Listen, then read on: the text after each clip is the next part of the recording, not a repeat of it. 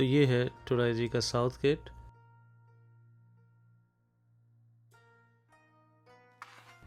लगभग 200 मीटर चलने के बाद हमें दिखाई दिए ये वर्ल्ड फेमस लैंटर्न्स, यानी कि दिए रखने की जगह पुराने ज़माने में ये होती थी।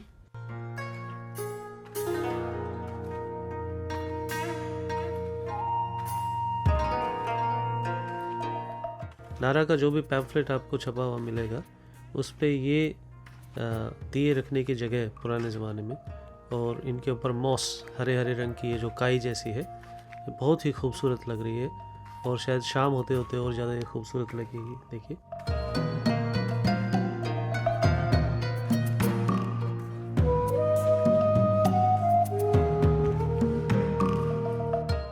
देखिए हिरनी अपने बच्चे को ये पिला रही है दूध। आगे चलते हैं।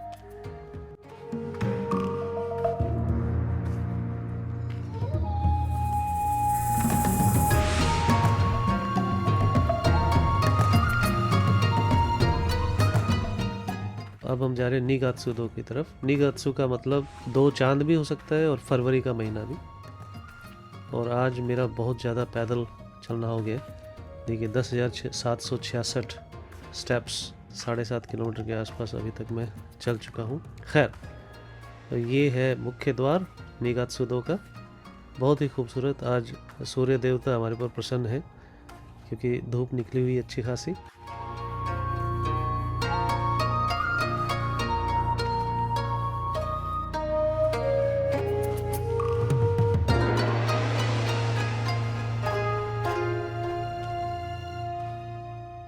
टेम्परेचर 6 डिग्री है। बहुत अच्छा सुहावना मौसम है। देखिए बादल कितने नीचे हैं।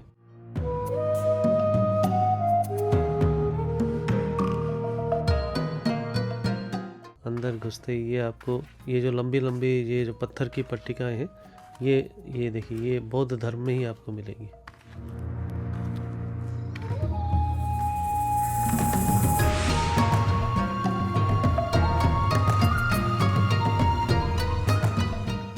ये देखिए हिरन, हिरन ही हिरन है। कमल का फूल। हम पहुंच गए हैं ऊपर, मतलब बिल्कुल ऊपर नहीं, निगात्सुदो। ऊपर हवाई जहाज हमें दिख रहा है जाते हुए, और बादल बहुत नीचे होते हैं जापान में कंपेयर टू इंडिया। तो यहाँ इसके छज्जे पर मैं आ गया हूँ, जिसको आप बालकनी कहते हैं। बहुत ही सुंदर, बहुत ही ब्यूटीफुल सीनरी है। और ये देखिए ये सारे के सारे लालटेन रात को ये जलते होंगे तो कितने सुंदर लगते होंगे।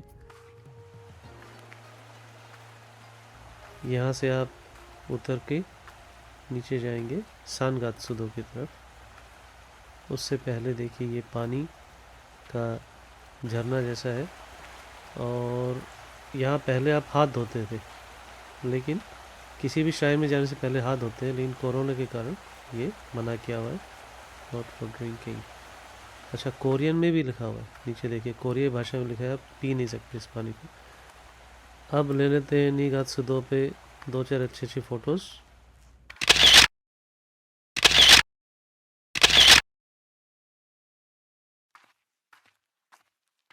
यहाँ से नीचे अब हम जाएंगे सानगात्सुदो की तरफ। इस तरफ देखें तो बहुत सारे हिरन धूप का आनंद ले रहे हैं।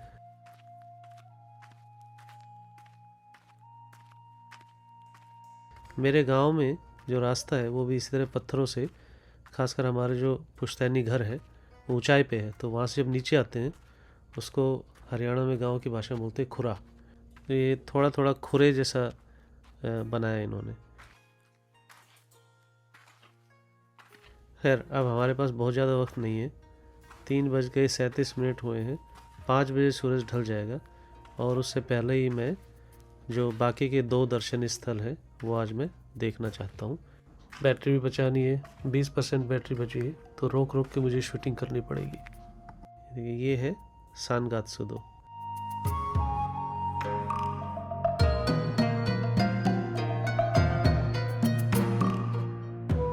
और ये हिरन बहुत क्यूरियस है, कुछ मिल जाए खाने वाने को। मैं अपने बिस्किट पहले ही दे आया हूँ आपके मित्रों को वहाँ पर नारा पार्क में। तो वो था निगात्सुदो पहले, ये हो गया सानगात्सुदो। ये भी बहुत ज़्यादा दर्शनीय है, खासकर जो बौद्ध धर्म विश्वास करते हैं उन लोगों के लिए। और सानगात्सु दो की सीध में ही ये आपको जो बिल्डिंग दिखाई दे रही है लकड़ी की छोटी सी, इसका नाम है होक्के दो क्योको। नारा पीरियड की ये बिल्डिंग है और इसे इम्पोर्टेंट कल्चरल प्रॉपर्टी का दर्जा हासिल है। इसकी लकड़ी की दीवारों को बनाने में बहुत ही अलग तरह की एक वास्तुशिल्प का इस्तेमाल किया गया है। कहीं पर भी आपको कील नज़र नहीं आएगी। जैसे गांव में जो पुरानी खाट होती थी उसमें बांस और लकड़ी के बीच में ऐसे खांचे डाल देते थे, कोई कील विल नहीं लगाते थे। उसी की तर्ज पर यह भी बना है। 1300 साल पुरानी बिल्डिंग है। आग, तूफान, टाइफून, भूकंप, युद्ध, इन सब के बावजूद भी ये बची रही और बहुत सुंदर है, दिखने में बहुत सुंदर है। शायद कैमरा में इसकी सुंदरता आपको नज़र ना आए, लेकिन दिखने में बहुत ही सुंदर है। अब चलते हैं आगे। बीच बीच में कैमरा को मुझे रोकना पड़ रहा है क्योंकि बैटरी सिर्फ अब 15% बची है मेरे फ़ोन की। ये ऊपर जो पहाड़ आपको दिख रहा है ये भी बहुत इम्पोर्टेंट दर्शनीय स्थल है। अगर आप जा पाएँ तो जाइएगा। मैं यहीं से नमस्ते कर लूँगा। तो ये रास्ता नहीं ले जाएगा आपको कासुगा ठाइशा। जो रास्ता आपको ले जाएगा वो है ये सीढ़ियाँ। इन सीढ़ियों से आप जाएंगे।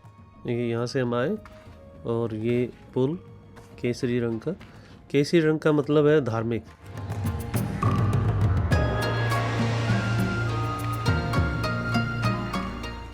ये बहुत ही सुंदर मुझे एक झोपड़ी सी चीज़ दिखाई दी और फूस की उसकी छत थी और साथ ही उसके ऊपर मॉस, काई, फूस और काई का बहुत अच्छा कॉम्बिनेशन था। खैर, यहाँ से हम मुड़ेंगे और ये है कासुगा ठाइशा, नारा की सबसे प्रसिद्ध श्राइन और ये वर्ल्ड हेरिटेज साइट है। सन 768 में फुजीवारा खानदान ने इस श्राइन को बनवाया। फुजीवारा खानदान वो खानदान है जिसका दबदबा जापान की शासन व्यवस्था पर 1100 साल तक, यानी कि 1868 तक चला। तो आप सोचिए कितनी पावरफुल वो फैमिली थी। इस श्राइन के 3 अलग अलग द्वार है। पहला है ये, इसका नाम है केगामोन यानी उत्सव द्वार, और केवल फुजीवारा परिवार के लोग ही इसके द्वारा प्रवेश कर सकते थे। यहाँ देखिए कई सारे ये दीप घर आपको इस मंदिर में मिलेंगे।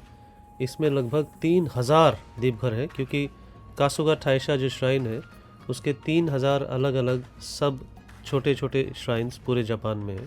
तो हर श्राइन से एक दीपावली लाया जाता है। ये है सेकंड गेट। यहाँ से मंक्स अंदर आते थे, तो इसको हम कहते हैं सेइजोमोन। तो पहला था केइगोमोन जिसमें फुजीवारा फैमिली जो राजा था उसकी फैमिली अंदर आती थी। ये वाला हो गया आपका सेइजोमोन।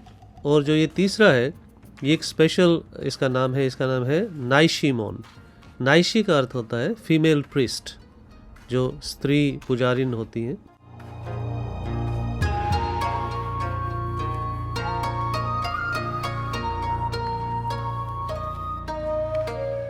ये देखिए आपको फीमेल प्रीस्ट दिखाई देगी सफ़ेद और ऑरेंज कपड़ों में, वो यहाँ से प्रवेश करती थी। फिर से हम केगामोन से स्टार्ट कर रहे हैं, पहले गेट से। और इसके अंदर आप ध्यान से देखें तो बहुत सारे दीप रखने के लालटर्न्स जिसको हम कहते हैं, ये देखिए पत्थर के लालटर्न्स हैं, यानी कि पत्थर के दीपालय है। और अंदर आप देखें कांसे के, ब्रॉन्ज के दीपालय है। खैर, ये इतना महत्वपूर्ण क्यों है, ये वर्ल्ड हेरिटेज साइट क्यों है? क्योंकि पहली बात तो ये बौद्ध मंदिर नहीं है। बुद्धिस्ट जो होता है वो टेम्पल होता है। जैसे टोराइजी हमने देखा वो टेम्पल था, बौद्ध मंदिर था। ये श्राइन है। श्राइन कभी भी बुद्धिस्ट नहीं होगी, वो आपको शिंतो, जो यहाँ का ओरिजिनल धर्म है, जो यहाँ का मूल धर्म जिसको माना जाता है शिंतो की हमेशा श्राइन्स होती हैं। लेकिन शिंतो में बाद में बुद्धिज़्म के बहुत से एलिमेंट्स आ गए, तो उस मायने में इम्पोर्टेंट है। शिंतो जो यहाँ का मूल धर्म है उसमें ये माना जाता है कि खासकर जो श्राइन्स हैं उनको हर 20 साल के बाद उनके अंदर बड़े बड़े चेंजेस किए जाते हैं, उनको रिनोवेट किया जाता है।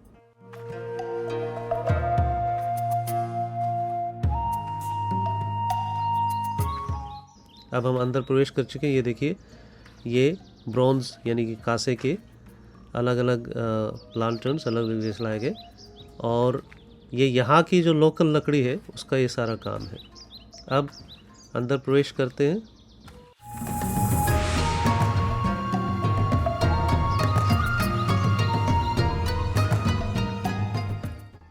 ये देखिए, बिल्कुल आपको लगेगा नहीं कि आप एक बहुत बड़े शहर में हैं। इसको श्राइन को बनाया ही इसलिए गया था। ये जो इसके आसपास का जंगल है वो भी वर्ल्ड हेरिटेज साइट में शामिल है। पेड़ों के बीच में इसको बनाया गया था क्योंकि जापान का शिंतो धर्म प्रकृति के पास अपने आप को रखता है, तो वो उसकी एक खासियत है। देखिए कौवा महाराज, ये देखिए, ये है यहाँ की फीमेल प्रिस्ट जो इस मंदिर को चलाती हैं।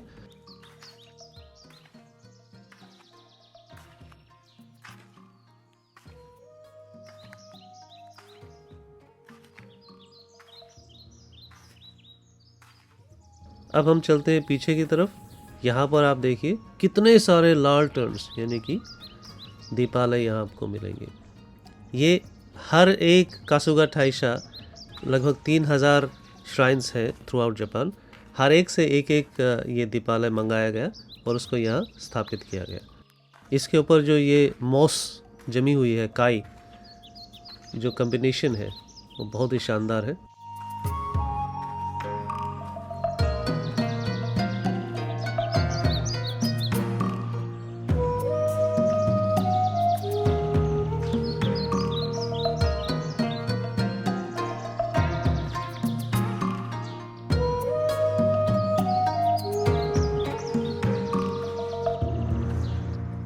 कितने अच्छे से इसको मेंटेन किया है। ज़्यादातर पत्थर के हैं।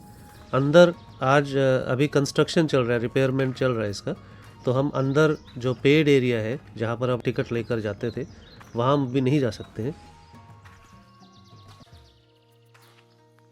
आ गए हैं अंदर दोबारा से, और बस यही एरिया हम देख पाएंगे। बाकी जैसा आप देख रहे हैं सब रिपेयर के लिए बंद है।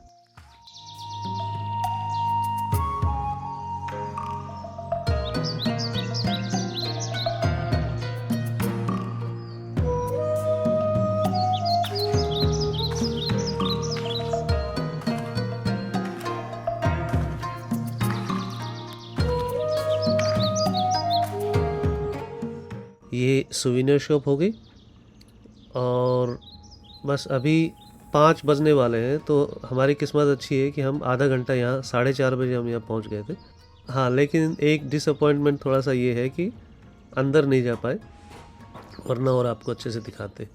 और ये नए साल के ऊपर या विशेष त्योहारों के ऊपर ये बच्चे या बड़े लोग अपनी जो विश होती है कि इस साल मैं ये करना चाहता हूँ, उसको लिखकर यहाँ टांग देते हैं। आमतौर पर 100-200 येन की आती है। ये शायद डेकोरेटेड है, लकड़ी की बनी है, तो 1000 के आसपास येन का एक स्ट्रक्चर होगा।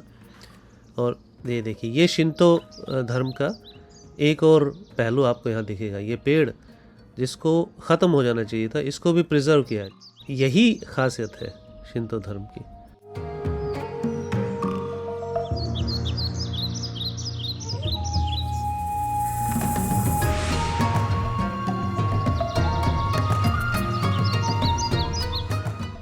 यहाँ से हम अंदर जाते, अगर जाते तो। आज अपनी यात्रा यहीं पर ख़त्म होती है। लगभग 20 किलोमीटर में चल चुका हूँ और काफ़ी थक गया हूँ। Bye bye.